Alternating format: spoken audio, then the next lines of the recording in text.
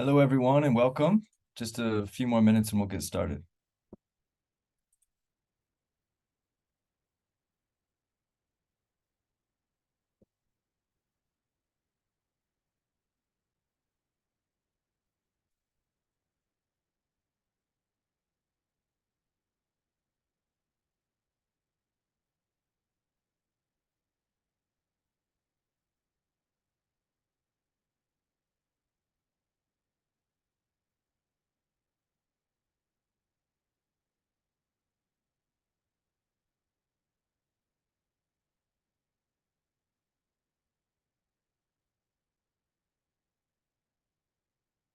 All right, let's get started.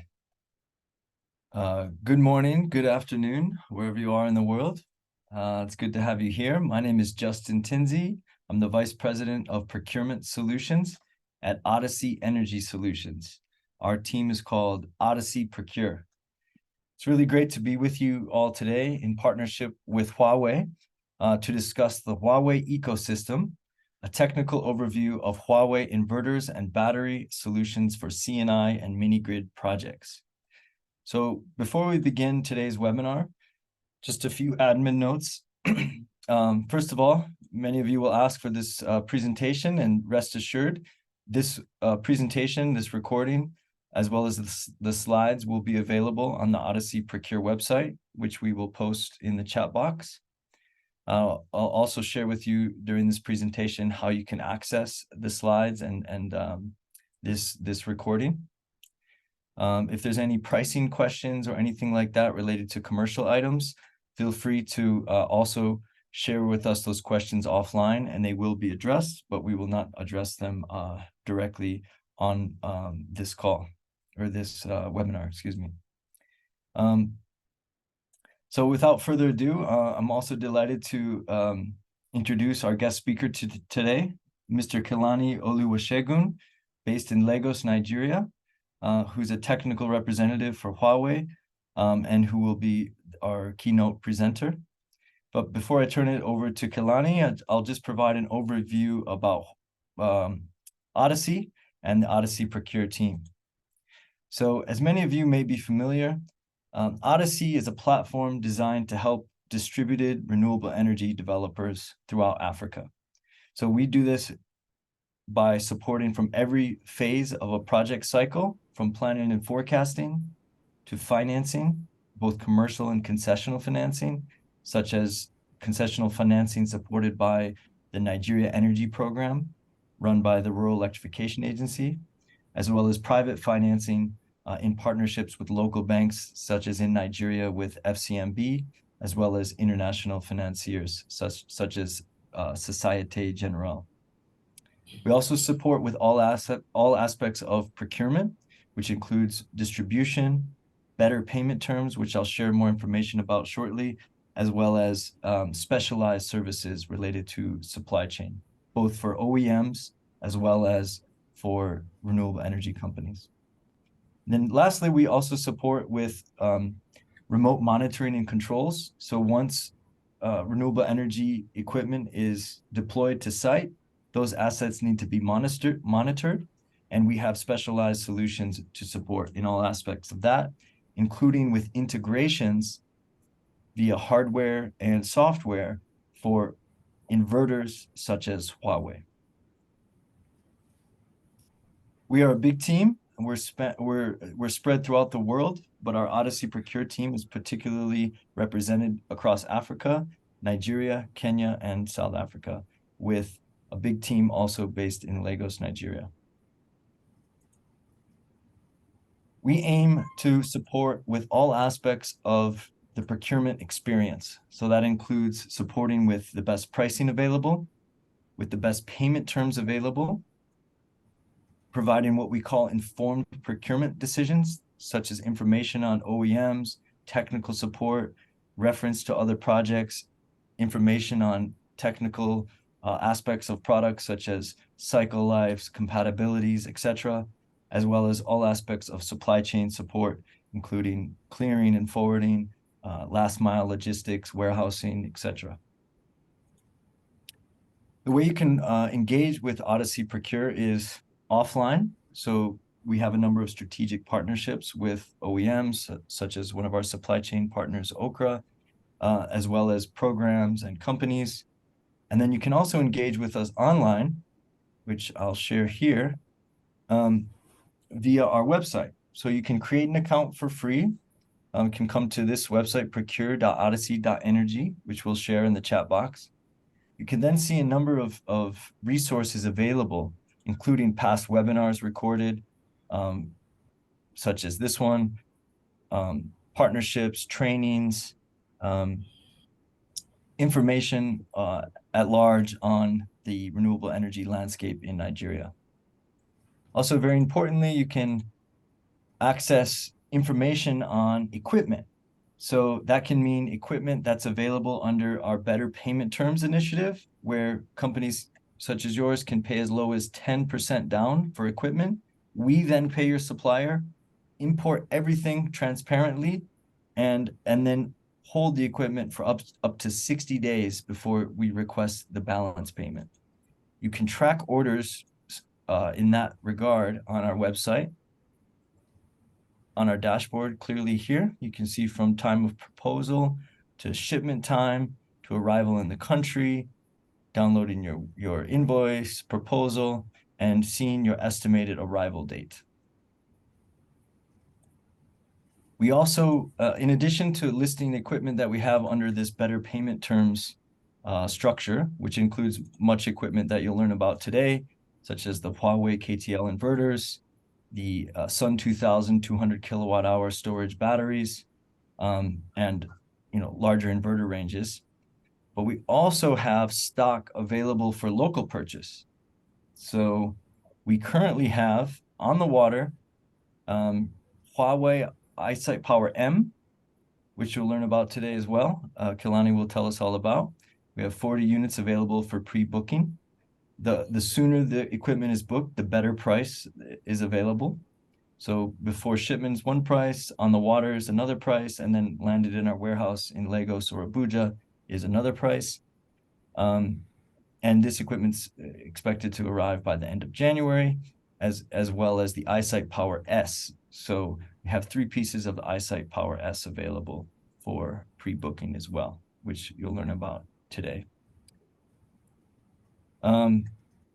Yes, so this equipment is also available. You can reference Naira and dollar pricing on the website as well. So if you wish to pay in Naira, you can. If you feel you can get a better Naira rate and wish to pay in dollar, you can also do that as well.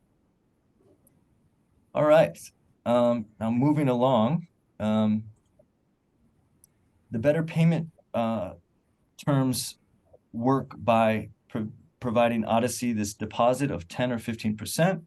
Naira currency, Kenyan shilling, South African rand is accepted. We then bring the equipment into the country, and then the balance payment is requested within 30 or 60 days. And that's when the goods would be released from the warehouse. This frees up working capital, helps companies better manage lead time. There's no logistics headaches involved, and there's also technical support and aftercare as authorized Huawei partners we make available. I will also add that there's no bank loan application, no due diligence required, simply this small deposit, and then we'll initiate your order. And as I mentioned, this equipment is currently on the water to Nigeria. So without further ado, I'm going to turn it over to Kelani, who will walk us through the technical overview of Huawei's solutions. Feel free with any questions throughout the webinar on any technical aspect of the presentation. And please be patient. We'll address the questions at the end of the webinar. And if you have not done so yet, please create an account online. It's free, and you can access all of the pricing and information shared and gain access, again, to this webinar following. So without further ado, Kelani, will turn it over to you. Thank you. All right. Thank you, Justin. I welcome everyone today. My name is Kelani Oluwasegun. I'm the Advisory Product Manager for Huawei Smart PV business in Nigeria. And I'll be walking you through the Huawei ecosystem the value proposition from our products, what you stand to gain when you deploy the Huawei system, and the entire benefits of deploying our solution, and particularly I'll focus on majorly on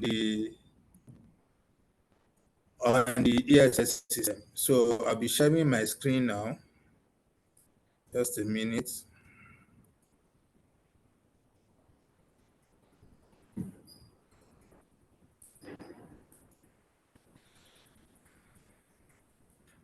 Okay. So without further ado, let's start.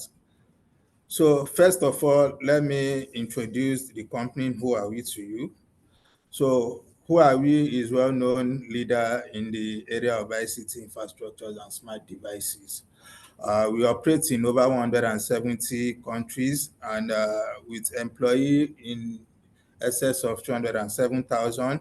The beauty of our workforce is that more than half of the workforce are into research and development. So this gives you an overview of how much we are investing in improving the product we are offering to the customers.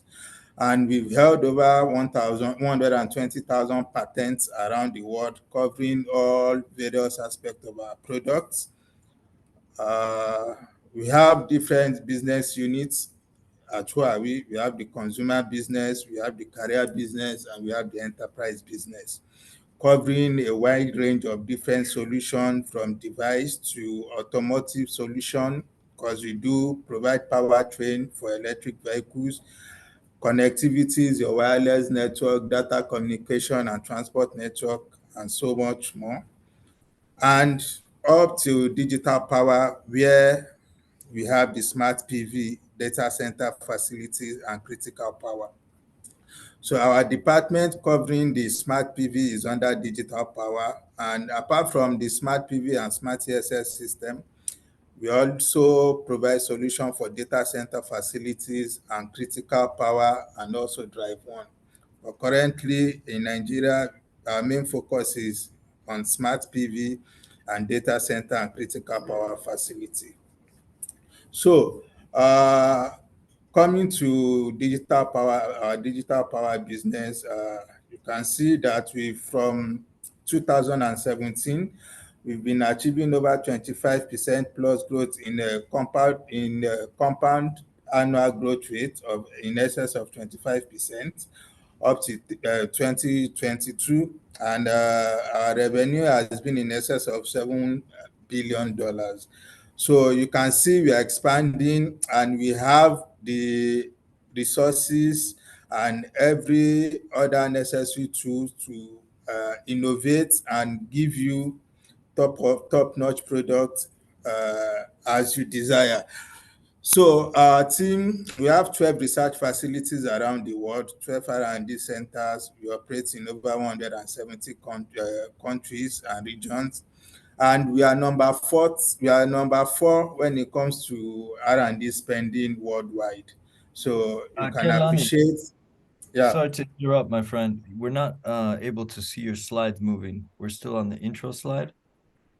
My slide is moving now.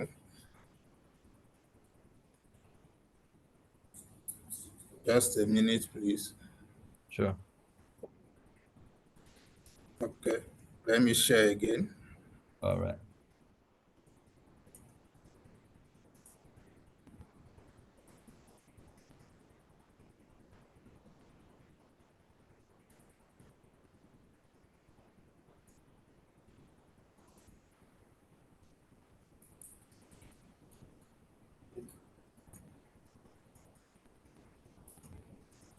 Okay, can you confirm that you can see my screen now? Yes, sir. All right. Okay, sorry for that. So let's go on, please. So like I was saying, we are spread across over 170 countries and regions across the world. We have 12 research and development centers across the world, both in Europe and in Asia. And we are number 4 spender when it comes to R&D development. So you appreciate the level of investment that is going into R&D for our product to give you the best product possible. So for digital power system, our portfolio covers a PV system, wind and energy storage system. It covers the microgrid solution. We do smart grid and digitized power plants. Electric vehicle is also part of our portfolio. We have charging docks and charging network for electric vehicles, site power facility for your base station, and critical power for data centers and data centers facilities. We can do campus networking and smart cities, which include intelligent building infrastructure. The major focus of Huawei when it comes to digital power is merging the power electronics technology and digital technology together to create an innovative solution and innovative product into the market.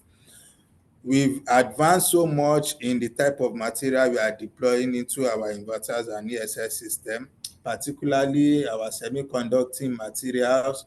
We now deploy high temperature and fast switching semiconducting material. We have the gallium nitride and silicon carbide components. Our IGBT and MOSFET can withstand high switching power and high temperature, and a lot of innovations going on in the semiconductor space. And when we merge this power electronics technology and digital technology which incorporates AI, then you have an innovative solution and a solution that is a market leader currently now. So let's go through the industrial insights of the renewable energy space. Now, carbon neutrality and the need for a greener planet has propelled the adoption of solar and ESS system in general. And this has been a propelling force for the adoption of and deployment of renewable system across the world. Most countries now have legislation and targets to go carbon neutral at a particular year, and this is one of the driving forces that encourage the adoption of renewable energy. Also, if we look at another factor that spurs the deployment of a renewable system is the high price of gas, diesel, and electricity costs. Over the years, electricity costs have been increasing gradually, and these have affected some businesses, particularly in Africa, and some because of the reliability of the grid in some nations. It has spawned the adoption of renewable energy space to provide an alternative energy source. So we also move forward to the business model. Another factor that's encouraged the adoption of renewable energy is the type of business model that can be achieved from deploying these resources. If you want to deploy for your self-consumption, then you can deploy a combination of the ESS and the PV to form a microgrid. You can totally be off-grid with this solution. And if we are deploying for grid reinforcement, where you have poor grid quality, these solutions can help enhance your grid capacity and your voltage and frequencies. If you have high electricity costs in your location, then you can choose the time of use where we talk about the peak and valley prices of electricity. When the prices is low, then you can charge your ESS and use it as the period at the peak period where the prices are high.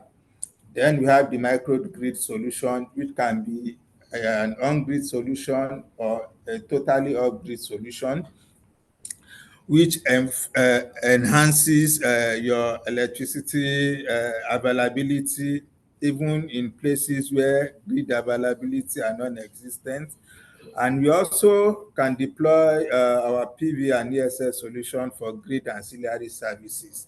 So these services are not majorly for consumption or providing power, but to support the grid. When we are talking of voltage stability, frequency regulation, static VAR generation, our system can do this and a lot more. And also you can deploy for peak shaving, where you can move your load during peak period when the prices are high onto your renewable assets. So you can appreciate the different business models that you can get from deploying the Huawei Smart PV and Smart ESS system. Then let's look at the industrial challenges when it comes to deployment of energy storage system. So first of all is the safety risk. Thermal runaway is still the major factors that affect the deployment of energy storage system. For the Huawei system, we've researched about this. We've identified key points. We've identified key metrics and causes of thermal runaway when it comes to ESS deployment. And we've embedded this solution both on our storage system and our inverters. So you have a complete safety guarantee when it comes to our system. We'll be looking at this more as we go along, and you see the benefits of deploying the Huawei system for your energy use. Also, we have the capacity problem where most CSS systems have low usable capacity. For example, you can deploy a system of 400 kilowatt hour, but your usable capacity can be lower than 300 kilowatt hour. This is a major constraint because you are not getting full value for your investments, and you are limited by the performance of the system you deployed. But you will see how Huawei system has mitigated against these issues, and you come to appreciate the technology and innovation we've embedded in our system. Then going to the high O&M cost. So when deploying traditional solutions, most of the times, typically between 1 to 3 months, you do equalization charge, you do SOC calibration. This costs you precious time, it costs you man-hour, and it costs you a considerable amount of money to deploy and to do. And as you go along, you will see how Huawei system has come to mitigate against all these 3 identified challenges. So now let's delve into the main proper Huawei C&I and PVSS solution. So first point of call, when we say C&I solutions, what do we really mean? Let's really define what we mean by C&I.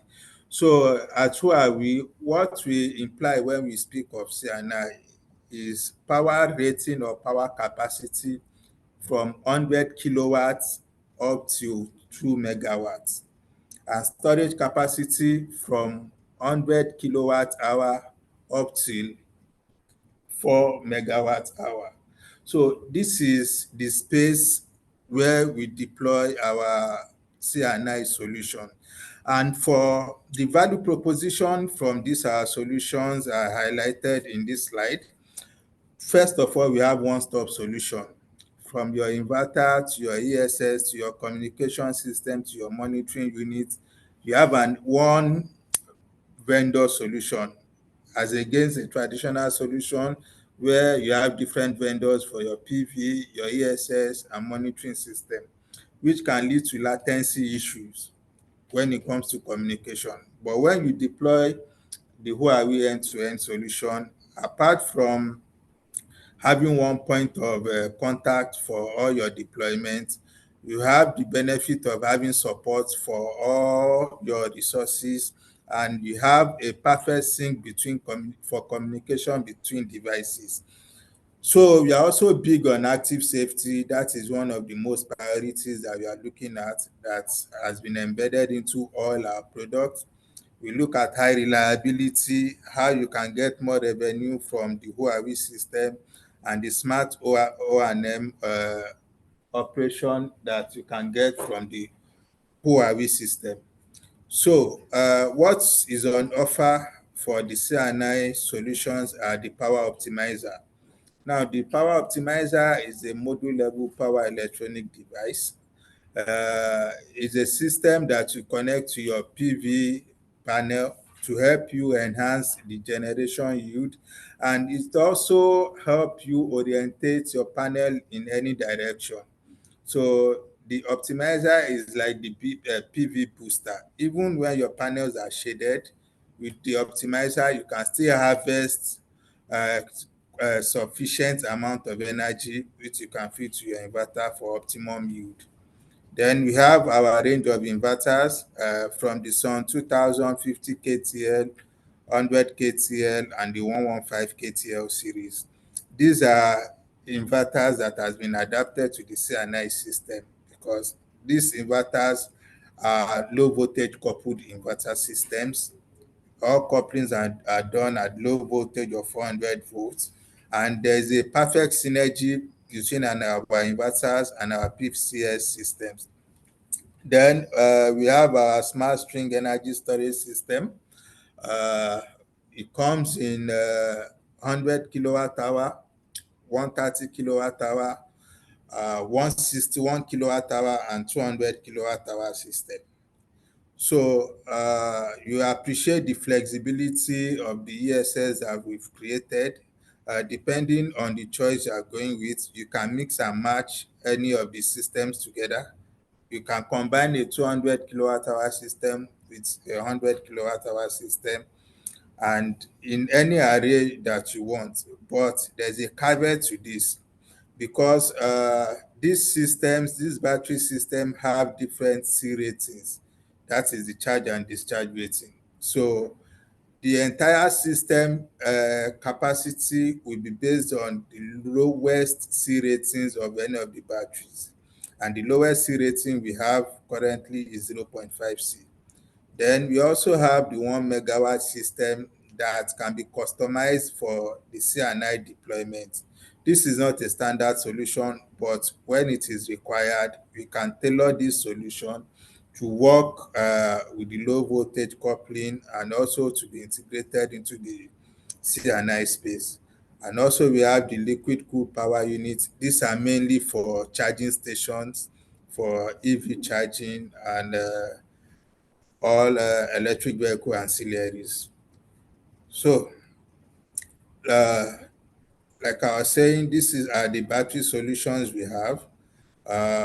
You can see with me, this is an enclosed all-in-one solution for our batteries. We have on the cabinet, we have the two-door mount industrial grade air conditioner that provides centralized cooling for the batteries. And I can assure you the temperature difference between each cell in the battery module is less than 3 degrees. So you can appreciate the level of sophistication when it comes to this cooling system. Then we have our batteries in module. We have for the 100 kilowatt hour. Now here you see it as 96.8, but I can tell you both 96.8 and 100 are the same, and we will do that calculation together as we go on now. So, but before then, let me just run through this page. So first we have the battery pack, which is integrated in it, an optimizer. Now we have one optimizer on the PV side and we have another optimizer on the battery side. What this optimizer does is that it enhances the functionality and the yield from your battery. Now, let me explain in details what we mean by optimizer. Optimizer is more or less what you refer to as a BMS, battery management system. But in this case, it has additional functionality that it does on the battery. On the module level, what the optimizer does is that for each cells, when one cell is fully charged, the optimizer has the ability to bypass that cell and allow other cells to continue charging until all the cells in the battery system are fully charged. So this increases the capacity of your battery as against when you have a traditional parallel bus system. When you are talking of a traditional parallel bus system, all the battery cells are connected to a parallel bus. So what happens in this case is that when one battery cell is fully charged, the monitoring system automatically assumes all batteries in that module are already fully charged, thereby reducing the capacity you might have per module. And ultimately, when you combine this and look at it at the rack level, you can appreciate the lower yield you are getting from the parallel bus. Now, we've optimized our batteries on the module level and on the rack level. So after the module optimization, the entire rack is equally optimized to help you maintain the charging and discharging of the system. And also, this enables us to be able to, for our battery system, to be able to do the automatic SOC calibration. So you don't need to carry out periodic equalization charge on the batteries or to do the SOC calibration as the case may be.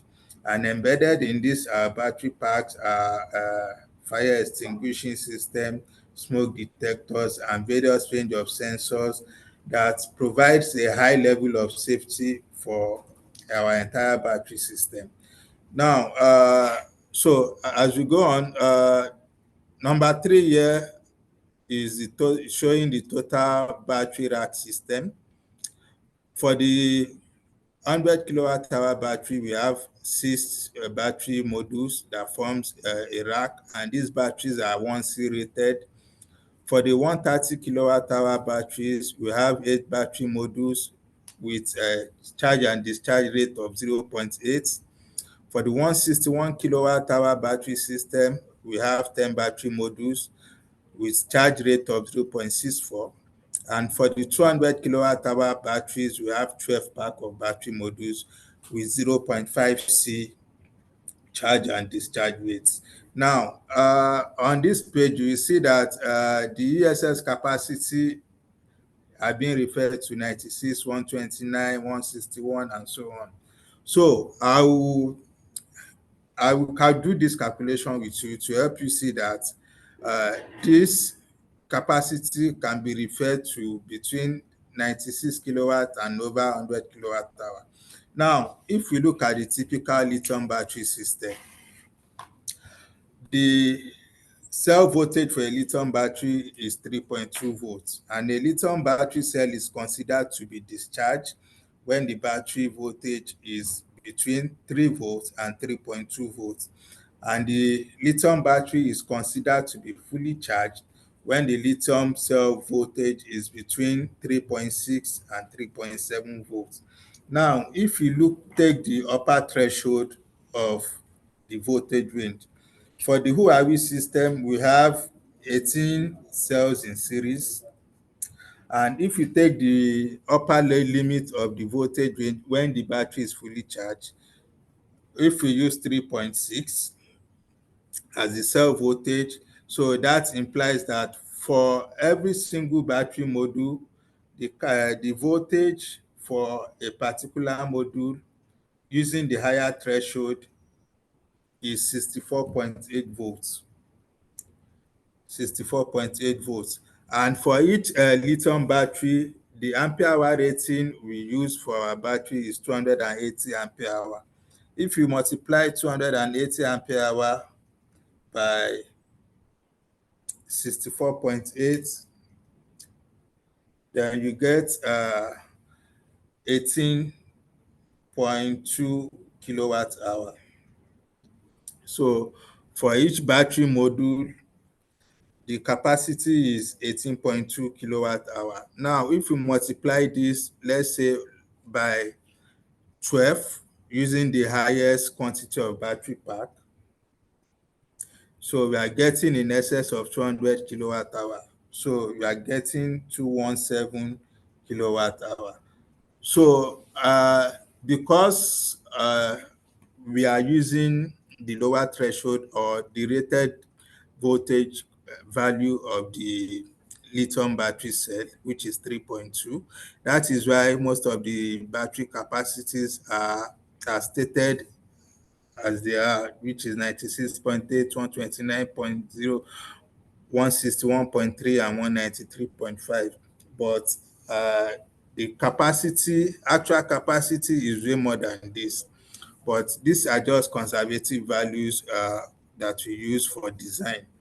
So let's doing a comparison between the traditional system and the Huawei system.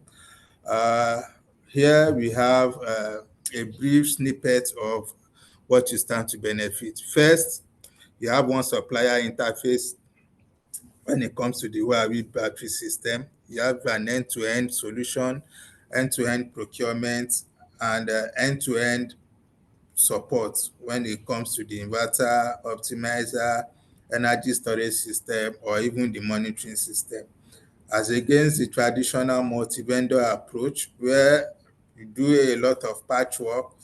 Vendor A is supplying you optimizer, another vendor is supplying you the inverter, your monitoring system is coming from another vendor. So there are a lot of clusters and a lot of support that you need to go in event of any downtime. So you can appreciate how Huawei end-to-end system can give you a one-stop shop for all your renewable energy solutions. So let's look at the value proposition from the ESS system. The first being the active safety. We are big on safety when it comes to our devices. From the PV inverter side to the ESS to the PCS, we are very big on safety. If you look at our PV inverters is one of the most equipped inverter with the highest number of protection system. We do insulation monitoring, we do arc fault circuit interruption, we monitor the residual current, we have over temperature monitor, reverse current, and a whole lot of others on our PV inverter. Same thing with our PCS system and our batteries. So when it comes to ESF safety, we have a pre-warning system on our monitoring platform, which monitors all the battery system up to the cell level in real time, because we have temperature sensors on each cell, and we also have a voltage sensor on each cell. So you can monitor the voltage and temperature of individual cell in the battery array. So when you have an outlier in the battery temperature, you have a pre-warning system on our monitoring platform. So, and if this alarm is not attended to on time, this is where the optimizer comes in. The optimizer can isolate the faulty system and allow the other system to continue functioning.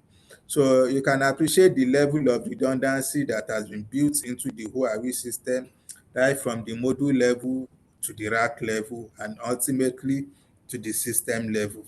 We also have the active shutdown for the battery, where one module is faulty, it can easily be isolated via the optimizer.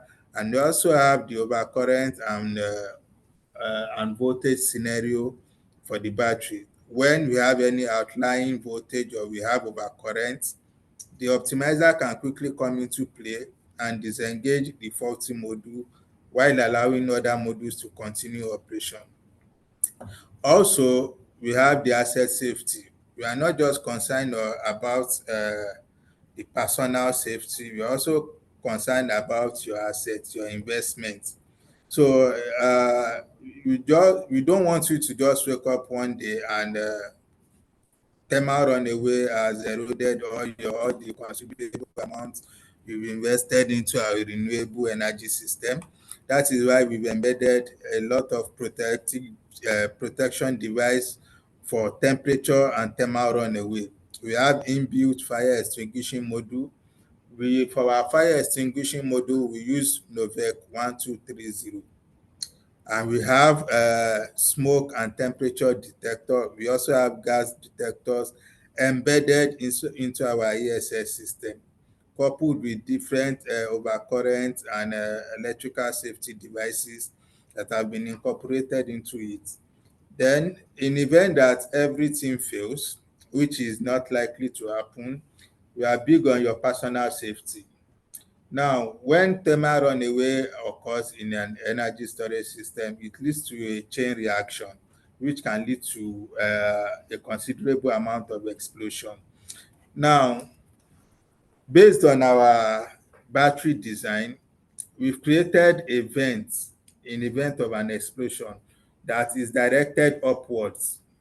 So in event of your battery exploding, which is highly unlikely to happen, the explosion is vented upward and not vented towards the door, which might impact personnel whenever this happens.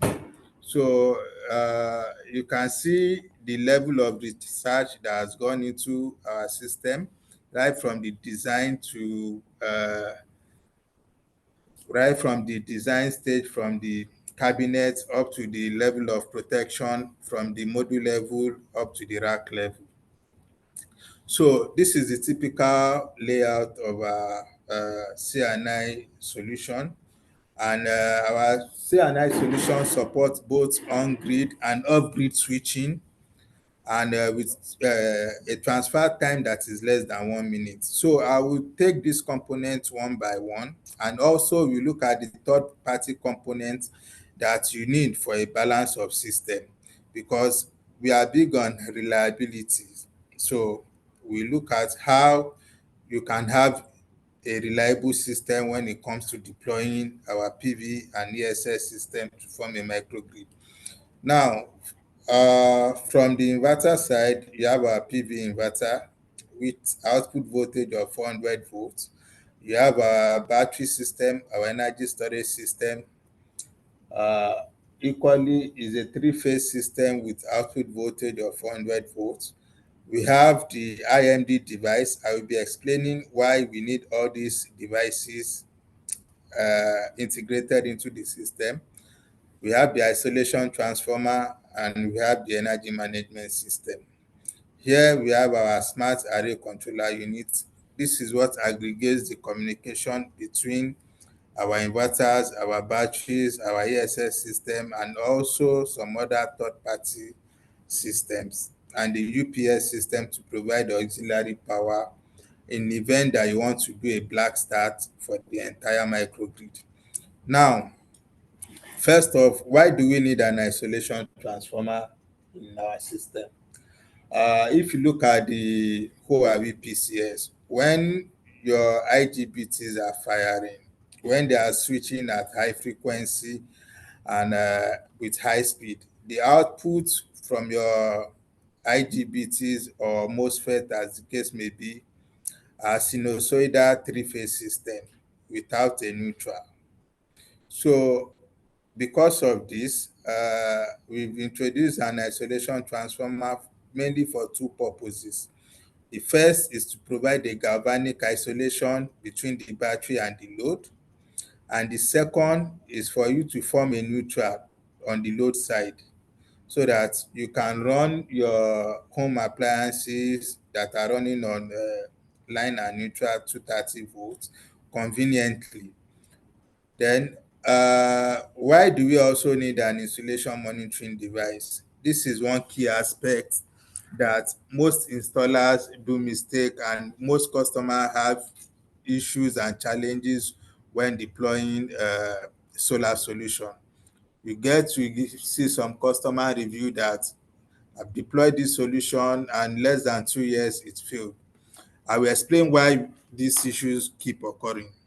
Now, before I explain why we need an IMD device, I want to digress a bit.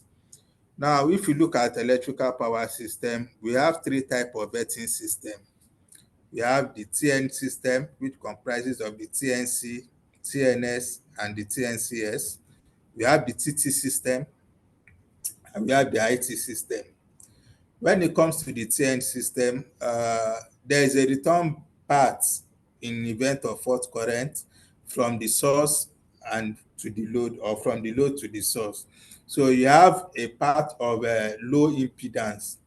So the magnitude of the fault current that in event of short circuit that happens on a TN system, the magnitude is large enough to be protected by an ordinary circuit breaker. The magnitude of the fault current is sufficient to trip the circuit breaker. So a circuit breaker is sufficient to protect you in a TN system. Now, if you look at a TT system, for a TT system, the active conductors from the generating side are earthed, while the uh, load load parts are also earthed, but these earthing are not continuous. These are separate earthings. So there is no part of load resistance from the load to the source. Or when I say the source, I mean maybe your distribution transformer or distribution feeders. So there is no low voltage part for the circulating current to flow. So in event of this, you need a form of residual current monitor. So that is why for a TT system, it is always advisable to use a form of residual current device. So when we say residual current device, we are talking about RCCB, RCBOs, and earth leakage circuit breakers. So if you put a fuse here for protection in a TT system, it is not going to trip in event of fault. So this is why most installers, this is what they don't understand. You go to install a solar solutions without any consideration for the type of earthing system, then you have circulating currents flowing both into and out of the inverters.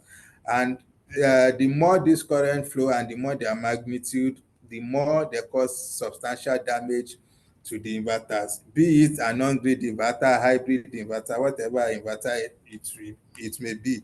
Circulating current will always cause damage to an inverter.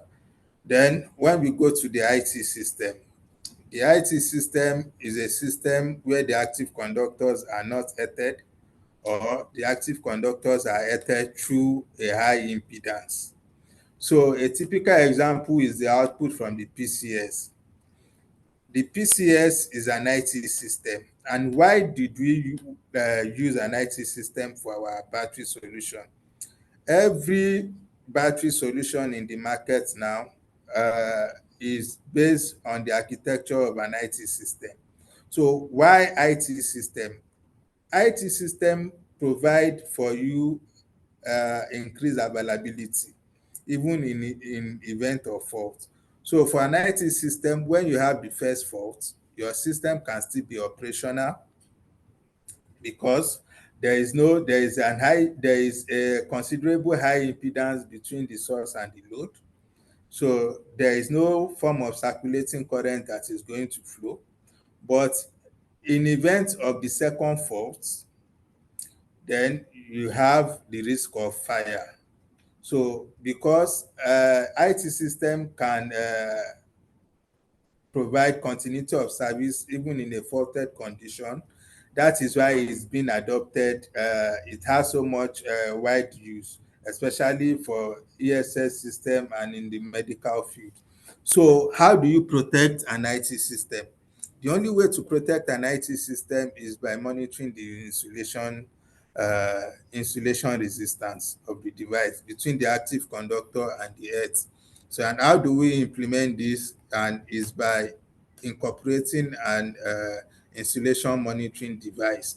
That is why we have the IMD device here to continuously monitor the insulation between the active conductor and the earth from the PCS side.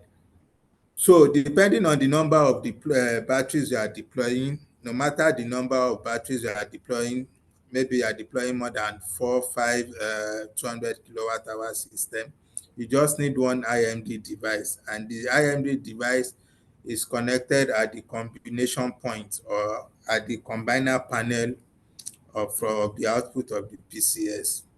So this is why we have these third-party devices, the IMD and the isolation transformer. Then the EMS is there to manage the synchronization of these three different sources of energy supply. When it comes to combining multiple sources of supply together, there's no way they can work together without synchronizing them. So the function, what manages this function is the energy management system. This manages and allocates priorities to your generating assets, can dictate which source and which source can generate at a particular time, and it can also manage your system so that you can have the highest reliability, and you also have considerable amount of spinning reserves, so that in event of power fluctuation, you have another source that can easily inject power into your grid or your point of common coupling. So with the Huawei system, the reliability is there and has been confirmed. All your system, even when one part fails, the entire system does not go offline, because there's a high level of redundancy that has been built into this system. So, and when it comes to the transfer time between on-grid and off-grid switching, currently the time now is less than 1 minute, but we are working towards achieving a seamless transition from on-grid to off-grid.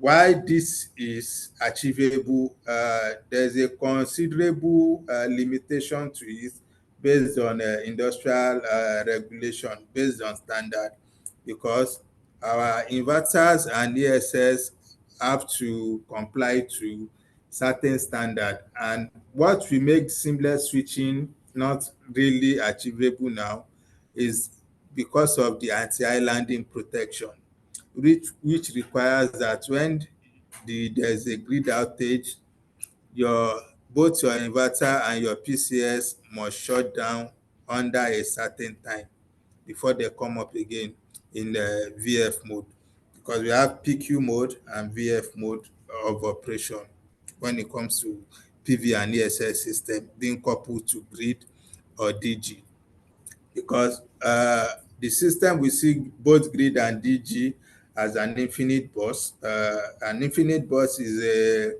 bus system where, irrespective of the load connected to it, both the voltage and frequency are always constant. So in this mode, in the PQ mode, the inverter and ESS can only vary their active and reactive power because they are following the grid. But when they are running in VF mode, which is the islanded mode, then the PCS can set the voltage and frequency at which the PV can follow. So let's go on. So still speaking on high reliability from our PV and ESS system, when combined together, our system has the ability to form a grid. They have this grid forming capability when used together. So, sorry, excuse me.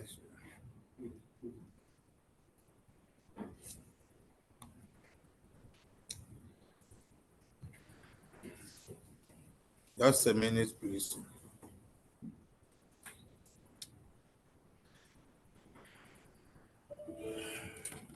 Okay. Please, can you confirm that you're still seeing my screen? I'm having a network challenge here.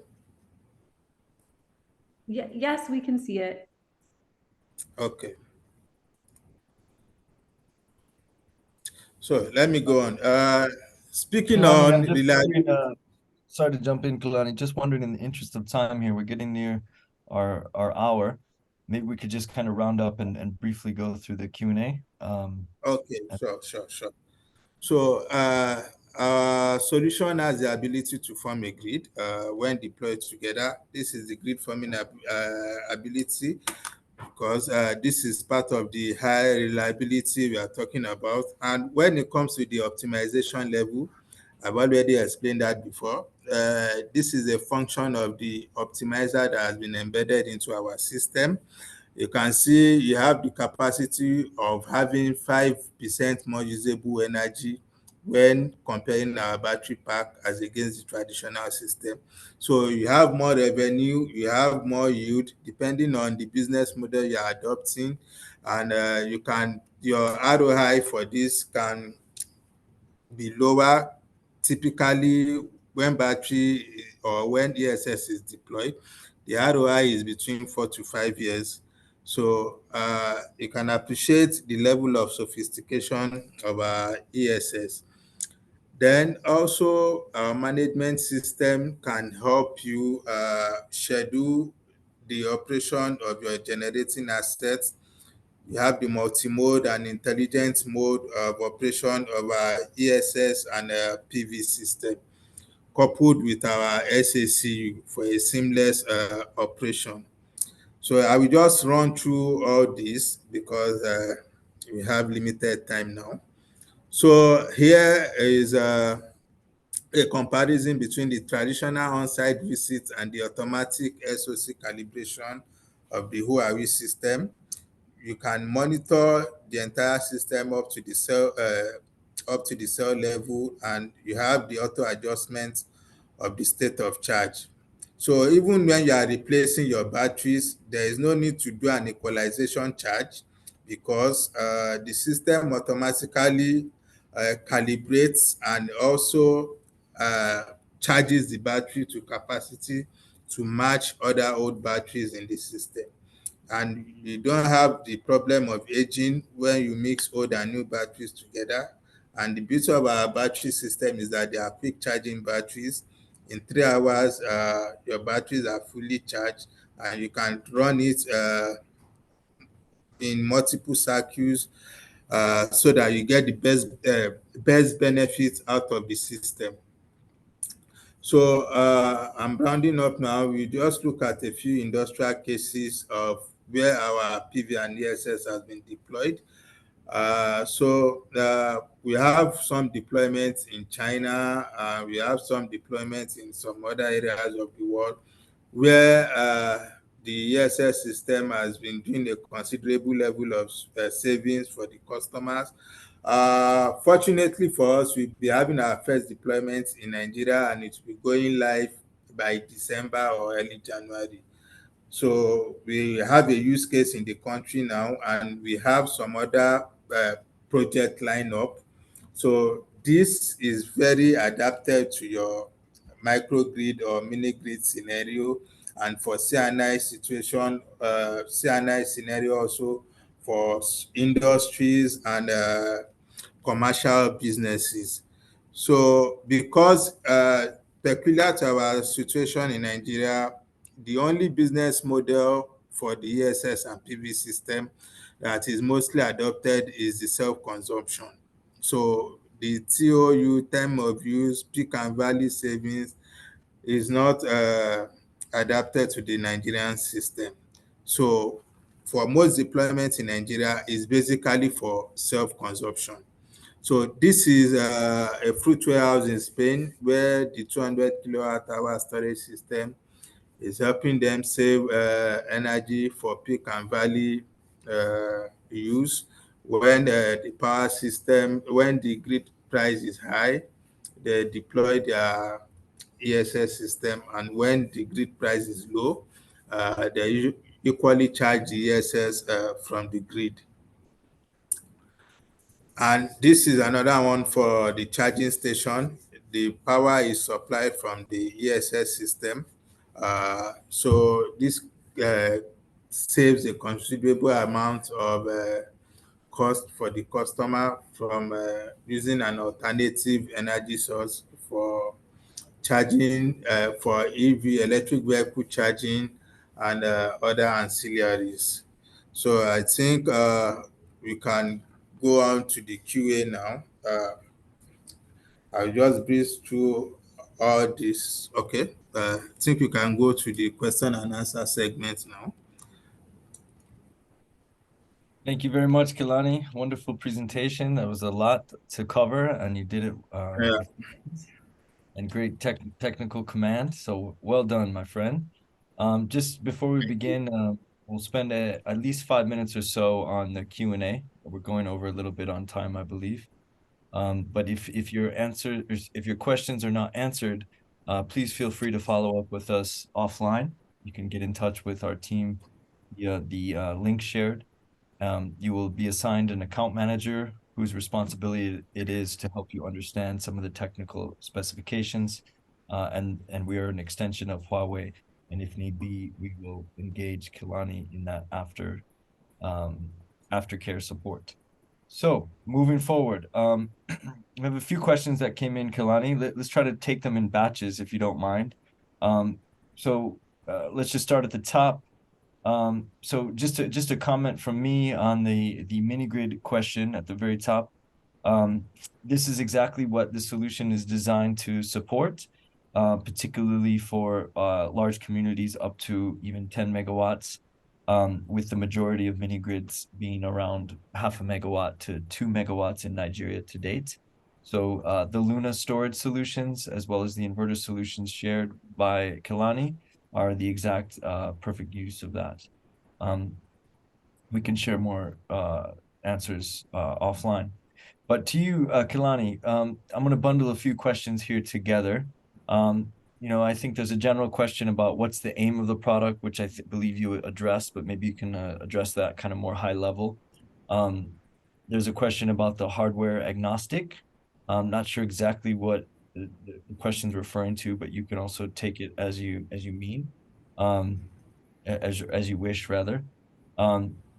It may mean in terms of compatibility, but maybe you have a different idea there. And then there's a general question about operating procedure of the system. So, where can we find more information on the operating procedure as well? Okay. Thank you, Justin. Now, the aim of the product of the ESS system is to help you have an alternative source of power generation, especially when it comes to unreliable grid. And also, it helps you in cost savings from running your diesel generator as an alternative to this system. So, depending on the capacity of or scale of installation you are looking at, you can entirely go for a microgrid solution if you are in a place where grid availability is non-existent. You can have your PV, your ESS, and your diesel generator as a complete solution under one package. So, and where you have a grid, then you can have 4 generating sources from your PV, ESS, grid, and diesel generator. Now, the idea is to have an energy mix that will save you considerable money from traditional system of running only generators, that will save you the cost of grid, because the priority for generation will be mainly focused on the PV and ESS. When the capacity is low or irradiation is not available, that is when you tap into other source of generation. So the system is there for you, one, to provide reliable power, and two, is there for you to save money. So what's the next question, please? Yeah, hardware agnostics and operating procedures, and feel free to just provide some very brief answers, Kelani, then we can try to get to all of them. Okay. I don't understand what the user means by hardware agnostic, but the operating procedure I will explain. Now, when you want to start the system from black start, when everything is down, first you need an auxiliary power, which is provided by the UPS system. Then your EMS controller sends a command to the battery to start in VF mode, that is in island mode. Now, because the PV inverter needs a reference for it to start generating power, the reference is being taken from the bus when the PV starts supplying power. Then the PV joins in and continues supplying power to the load. Now, when the PV capacity is sufficient, as the capacity of the PV is increasing, the battery supply to the bus is gradually decreasing until the PV has enough capacity to supply both the load and charge the battery. So this is a continuous cycle that keeps occurring.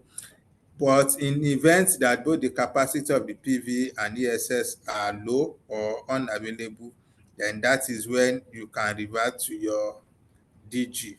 And you can also run these 4 sources simultaneously and allocate different power demand for them.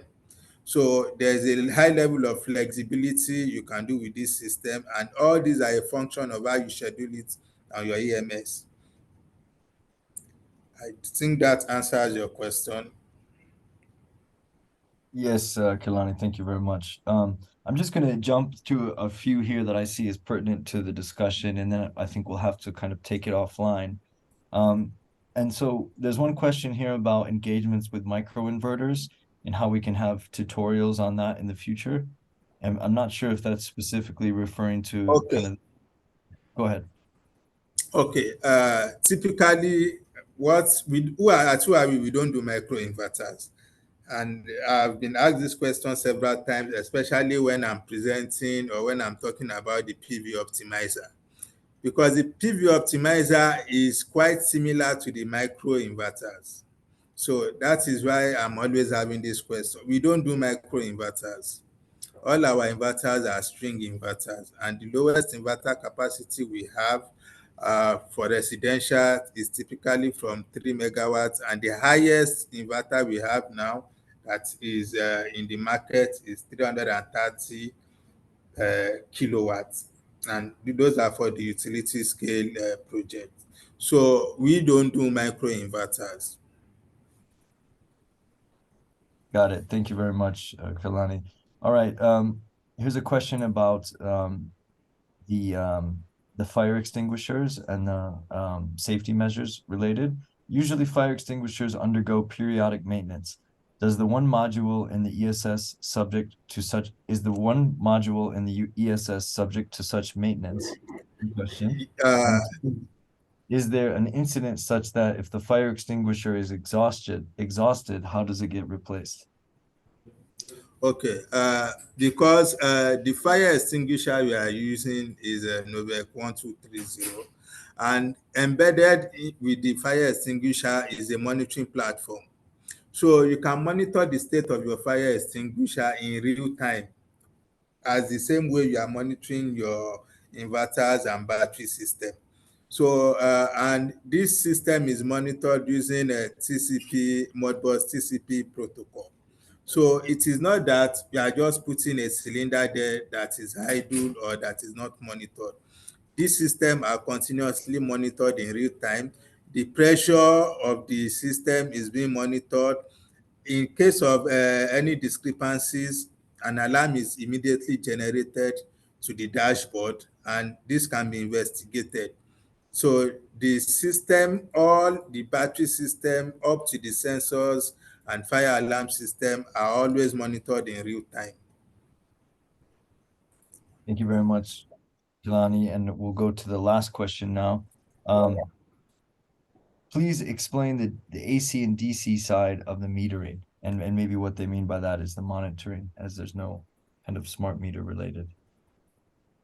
Okay, when it comes to what you mean, there is no metering on the DC side. You only have metering on the AC side.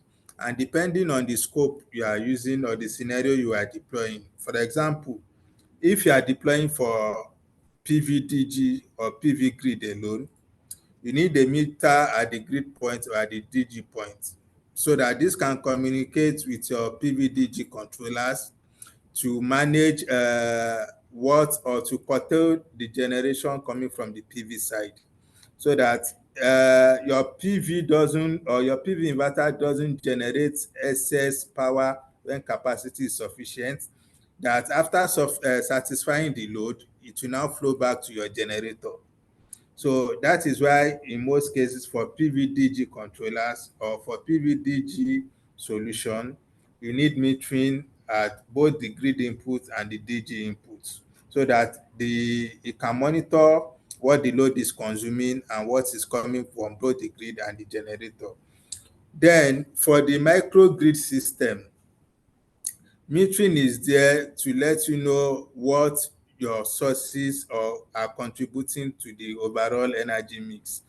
By the time you aggregate your PV inverters and your battery system on the combiner panel, you have to incorporate a meter there so that you know and you're able to monitor your metrics, to do your calculation, to see where you are saving cost or whatever the case may be.